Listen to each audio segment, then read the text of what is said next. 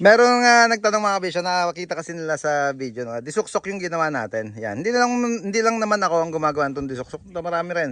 Pagka mga tropa natin nagse-self-loading, iniiwasan kasi namin dyan mga kabisyo na tumaas yung bed natin. Gawa nung pag nagkarga tayo ng elf dyan, no? Ng mga kotse, ng van, medyo tataas yung load natin. Hindi kagaya pag nakasuksok mga kabisyo. Kung wala, example, ito, 4 ginamit naming baby chassis. Pinasok namin yung tres na surelas para hindi siya nakapatong dito. Ibig sabihin kung 4 yung baby chassis natin, ganun lang din yung taas mula rito sa gulong natin. Kung kasi papatong tayo, example 4 to, 3 yung 7 ang itataas. Ibig sabihin mula dito 7 mula doon sa magiging base natin sa flooring. Kaya hindi pwede, or pwede rin naman, choice nyo naman yan kung gusto nyo ipatong. Pero ako sa mga setup ko ngayon, ganito ginagawa namin pagka sa mga self-loading with boom namin para nabanggit nyo nga yan, hindi tumas yung karga natin. Hindi ka sa wing van o wing van drop side na setup. Pakita ko sa inyo, meron tayo isang sinesetup dyan na wing van. Ito yung sa wing van natin, wing van project, kaya 5 at 4. Nakita nyo, napansin nyo yung surelas, nakapatong sa baby chassis. Gawa nung kailangan natin dyan, tumaas siya para wag sumayad pag naglo-load sila. Kaya ganyan yung setup. Typical na mga pang drop side o pang wing van. Ito ba isang example namin ng disuksok mga kabisyo, si Sakuragi natin. Suksok din yung ginawa namin dyan.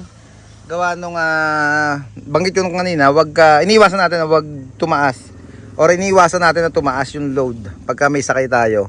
Gawa nung mga vertical clearance natin mga kabisyo. Ito naman kung mapapansin nyo, nakapatong tayo. Dito tayo sa dulo para mas makita nyo.